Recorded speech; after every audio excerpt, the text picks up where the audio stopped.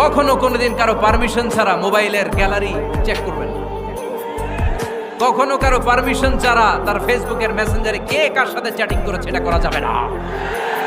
কখনো কারো পারমিশন ছাড়া তার মেইলের ইনবক্স খুলে দেখা যাবে না। কখনো কারো পারমিশন ছাড়া কারো ব্যক্তিগত চিঠি পড়া যাবে না। দিস ইজ ইসলাম, এটাই ইসলাম। আমরা ইসলামকে শুধু নামাজ আর রোজা আর জিকির আর এই দাড়ির মধ্যে সীমাবদ্ধ করেছি। প্রত্যেকের একটা প্রাইভেসি আছে না নাই? Everyone has privacy and no one should interfere in his privacy or in her privacy. প্রত্যেকের একটা প্রাইভেসি আছে না নাই? মানুষ ছোট হলেও তার একটা সম্মান আছে না নাই? এজন্য ছোট্ট বাচ্চাদেরকে কখনো প্যান্ট খুলতে বলবেন না। অনেকে বলে আরে ছোট মানুষ খোল খোল, আরে তুই খোল, এই খোল খোল খোল, তো আছে না নাই? ওরও প্রেস্টিজ আছে, ওরও সম্মান আছে।